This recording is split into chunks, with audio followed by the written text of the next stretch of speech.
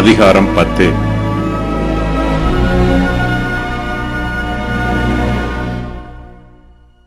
இஸ்ரவேல் புத்திரர் கர்த்தருக்கு விரோதமாக கலகம் பண்ணினாலும் கர்த்தர் தம்முடைய கிருபையையும் இரக்கத்தையும் அவர்களுக்கு வெளிப்படுத்துகிறார்.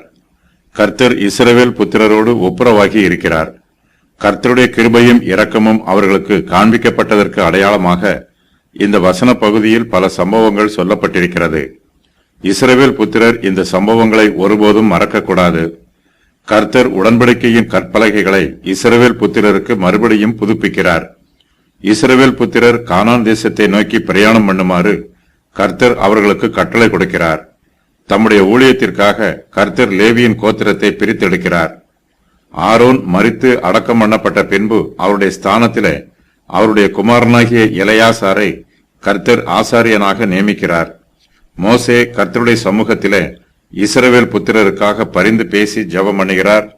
கர்த்தர் மோசேயின் ஜெபத்தை அங்கீகரிக்கிறார். இஸ்ரவேல் புத்திரர் கர்த்தருக்கென்று அவருடைய வழிகளில் எல்லாம் நடக்க வேண்டும். அவர்கள் கர்த்தரிடத்தில் அன்பு கூர்ந்து தங்கள் முழு இருதயத்தோடும் தங்கள் முழு ஆத்மாவோடும் தங்கள் தேவனாகிய கர்த்தரை சேவிக்க வேண்டும்.